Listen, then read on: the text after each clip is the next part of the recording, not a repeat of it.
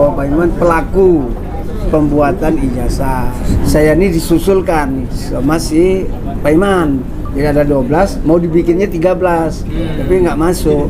Jadi yang dibawa ke pengadilan Jakarta Pusat itu khusus perkara kami dengan si Pak Iman. Untuk kasus bahwa Pak Iman pelaku, itu sedang berjalan.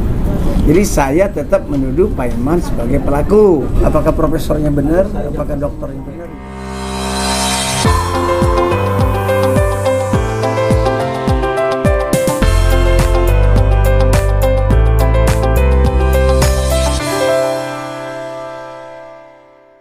Dalam perkara ijazah palsu Jokowi ini ada perkaranya Pak Iman. Pak Iman itu perkaranya ada dua. Perkara Pak Iman memiliki ijazah palsu yang disebut Roy Suryo, yang disebut oleh saya, sehingga dia tidak nyaman.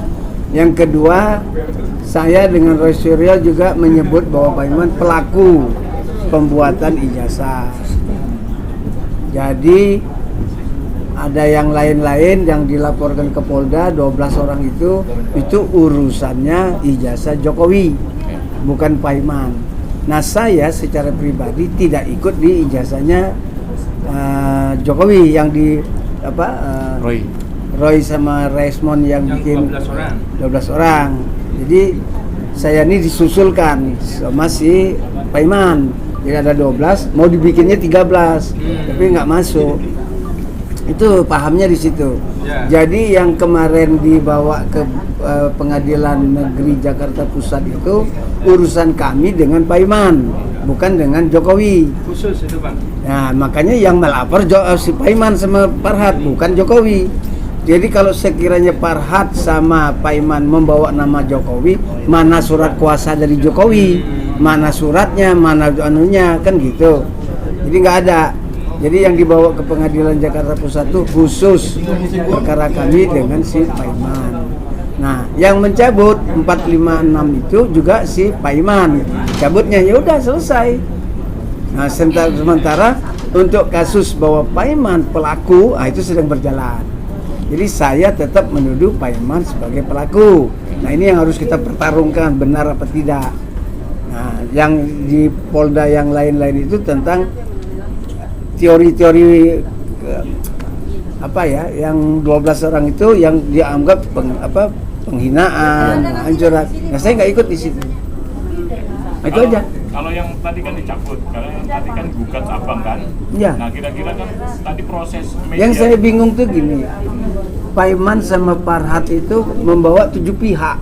Selain saya sama Roy yang benar-benar terang-terangan menyebut Pak Iman adalah bodong. Karena pada waktu dialog Roy Suryo sama Pak Iman melalui iNews itu jelas bodong, nggak mau bodong. Nah, itu jelas. Terus saya sendiri pada kesempatan yang di CNN sama di iNews juga saya menyebutkan bahwa Pak Iman itu terlalu cepat mendapatkan profesornya cuma 2 bulan, ini pasti nggak beres. Nah, itu juga dilaporkan.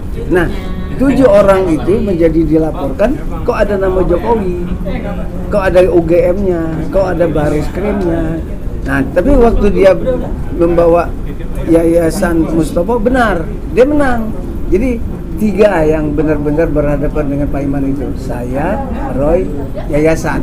Karena Yayasan tuh bikin pernyataan Pak Iman itu bodong.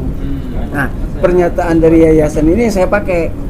Ternyata pada waktu mau mediasi, Yayasan itu bawa 3-3-nya. Jadi ijazahnya, profesornya, SA, MA, S2-nya, S3-nya ada. Tapi kita belum melakukan recheck apakah surat dari dikti tentang profesornya itu benar apa palsu, belum tahu kita.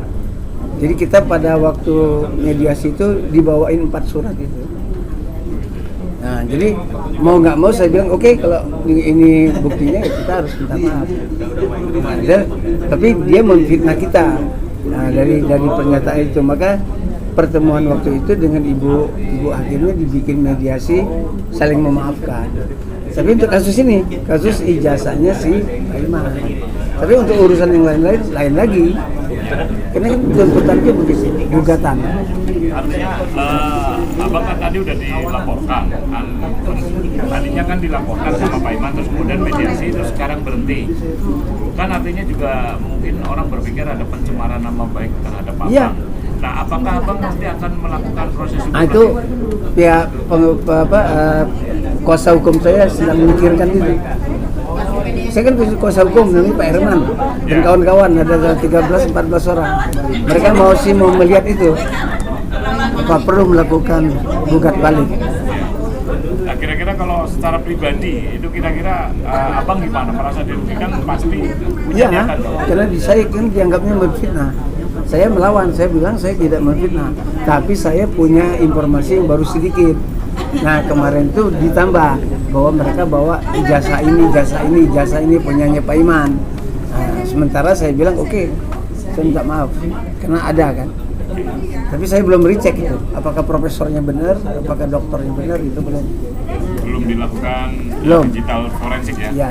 Oke. Bang Gita yang pidana kan ada dua ya. Ya. Sama yang Bang Gita itu memeras. Ya. Yang kedua sama yang menuduh apa yang satu lagi itu ya, yang biasa pramuka ya, pramuka. Kesiapannya untuk menghadapi pidananya gimana? Belum ada, belum ada jelasnya. Tapi kalau yang tadi kan jadi kita menyebut bahwa ijazah dia bodong, terus dia menfitnah kita meras. Nah dua perkara itu yang dimediasi. Jadi dia minta maaf bahwa dia pernah melakukan fitnah terhadap saya, pemerasan, saya nggak meras. Terus saya juga sudah melihat ijazahnya, saya menyatakan ya udah bodong. Bang, kalau itu perasaan kan ada indikasi sebetulnya waktu itu kan abang lagi butuh dana untuk kegiatan apa gitu Ya. sebetulnya dana, dan dia ngasih di seolah itu memeras. Itu ada rencana gugat balik enggak? Enggak. Enggak ada ya? Belum, dan nanti kita lihat bagaimana pengacara saya. Tapi kalau urusan dua itu udah diselesaikan di mediasi. Jadi dia minta maaf karena memfitnah saya memeras, padahal saya nggak marah. Saya juga menyatakan minta maaf karena saya bilang ijazah dia bodong, ternyata kan ada. Tapi saya belum tahu itu asli apa enggak. Jadi dua perkara itu selesai. Nah, yang belum itu saya menuduh dia membuat ijazah dia pramuka itu. Itu saya. Itu yang belum diproses.